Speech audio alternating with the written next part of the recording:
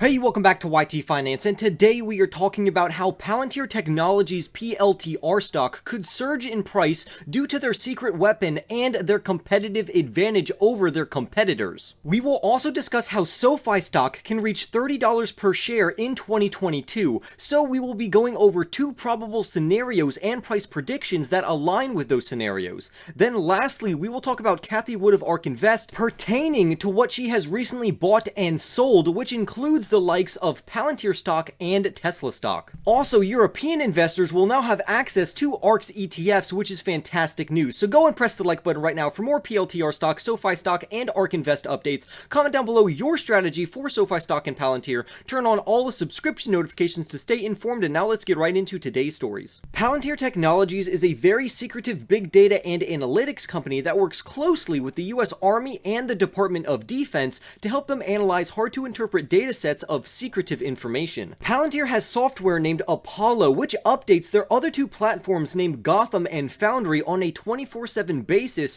to ensure that these platforms are always kept up to date with the latest security measures. The government trusts Palantir's Apollo software to keep their data safe and secure, which shows just how much the government relies on Palantir's technology. This gives Palantir a huge competitive advantage over their competitors, and the best part is that Palantir's software is so integrated into the government that it would be extremely costly for the government to try to replace Palantir's technology. Also, their Apollo software has an extremely high security clearance, which makes it just one of 5 softwares that the DoD trusts enough to give access to the DoD's information. So Palantir's secret weapon is that their technology is almost irreplaceable to the government because of how integrated and trustworthy it already is. However, if one of the other 5 competitors that the government trusts just as much as Palantir end up innovating faster than Palantir Technologies, then this would be very bad, but the chances of this happening is very slim, considering that arguably Palantir has better technology and engineers than their competitors. Palantir is also on a great growth trajectory to bring in $1.5 billion in total for 2021 and $4.4 billion worth of revenue in 2025, so it's very likely that the PLTR stock could explode during that time period of rapid growth. Now let's talk about Sofi Technologies, ticker symbol SOFI. Sofi stock has been falling lately, which means that it could be a great time to start a position in this company due to their great market position compared to other fintech companies. In a recent quarter, Sofi originated $3.4 billion worth of loans, and because of their flywheel business model, these customers that either got loans or refinanced a loan, they will most likely buy another Sofi product because statistically, once Sofi gains a customer, there is around a 90% chance that they will purchase another Sofi product, which is how their cross-selling business model operates. But let's talk about the chances of the Sofi stock, which currently trades at around $15 per share, can double to $30 in 2022. If this were to happen, that would mean that their current market capitalization of $12 billion would need to double to $24 billion.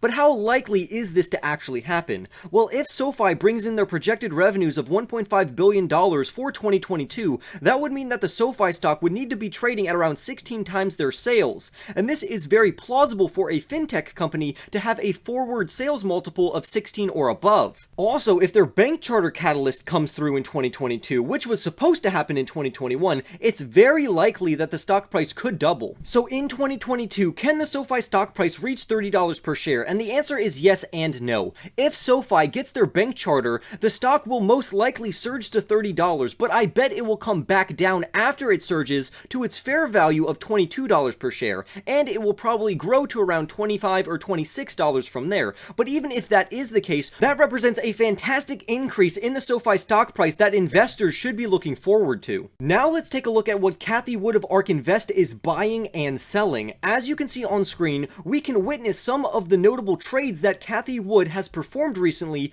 for her Ark Fintech ETF, ticker symbol ARKF, and her Ark Genomic Revolution ETF, ticker symbol ARKG. But I want to focus more on Ark's other ETFs, such as the ARKK ETF, which is their Ark Innovation ETF, and their ARKQ ETF, which is Ark's Autonomous Technology and Robotics ETF, because in these two ETFs, she has sold Tesla and Palantir. Now, Tesla is still Ark's #1 holding, so I'm going to focus more on Palantir Technologies, because Cathie has sold 1,728,378 shares worth of Palantir and the ARKK ETF. So this is a boatload of shares, and I think this is slightly more than just a simple rebalance. I think she's trading this stock and she wants to buy in even lower, because if we look further into the ARKK ETF, where she has an average price of around $23.23 and $440 million worth of this stock, so she's probably trying to lower her average cost and exposure to the stock while it's falling, which is just good risk management. So it's not like Cathie Wood is selling her entire Palantir position, but she has sold enough where it is slightly concerning.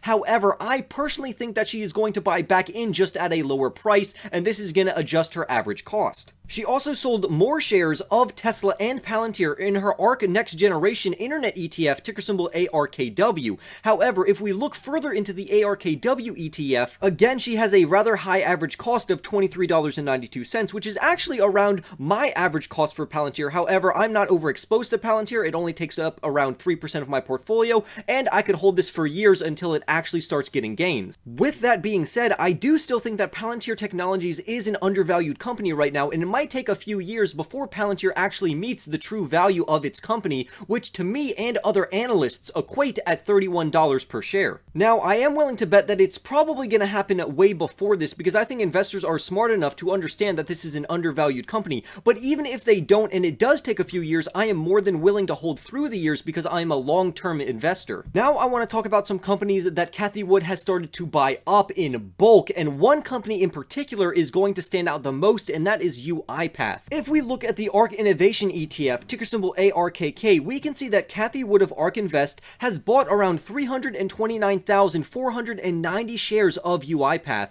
and this is going to be a pattern when we look at the other ETFs. She also, another notable thing that she bought is Roblox, and she purchased over 334,000 shares of Roblox. If we look at the ARKQ ETF, we can see that Cathie Wood also bought more shares of UiPath, numbering 53,681 shares in total. And if we just look down to the Ark Next Generation Internet ETF, ticker symbol ARKW, we can see that she bought even more UiPath, which number around 94,674 shares in total. So Cathie Wood is loading up on various UiPath shares across her ETFs. Now, I personally am very curious of how much UiPath that you own. So if you own a couple shares, or you even own one share, comment down below how much UiPath you actually own, and if you want me to make a video on it. Now let's talk about how Ark ETFs will now be available over in Europe, which they previously were not. So retail investors over in Europe for the very first time will be able to bet on, invest in, or even bet against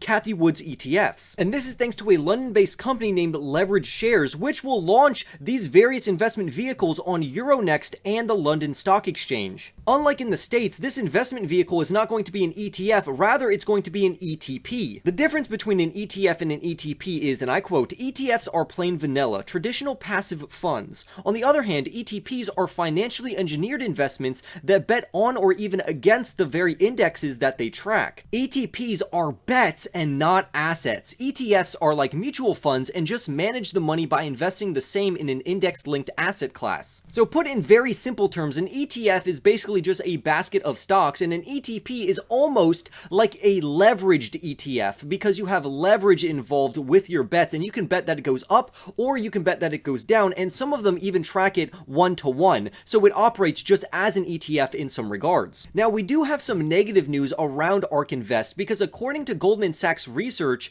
5 out of 6 ETFs from Ark were actually in the top 10 most sold ETFs recently, which is pretty bad news. However, if you're using an ETP to short the stock and short these ETFs, it could work out very nicely for you if you're over in Europe. But I do think it's unfair of us to say that Ark ETFs are not good. These are highly disruptive and innovative companies, and of course they're going to experience major volatilities while trying to disrupt their specific industries. These ETFs have a long-term 5-year or more outlook on them, and that's when we can truly judge these ETFs. The COO of the company Leverage Shares, which is bringing Ark's ETFs over to Europe in the form of an ETP, had the following to say, and I quote, "Leverage Shares has always sought to provide investors with access to the world's most traded and popular stocks, so it makes sense for us to do the same for ETFs. Our products enable investors to make directional trades and express their convictions, whether they are supportive of a stock or ETF, or whether they believe it is overhyped," end quote. However, I am extremely curious about what your thoughts are. Is this a good thing that over in Europe you can now invest in Ark's ETFs? Do you like Ark's ETFs, or are you going to short Ark? Remember to like this video right now, subscribe if you are new, and I will see you in the next YT video.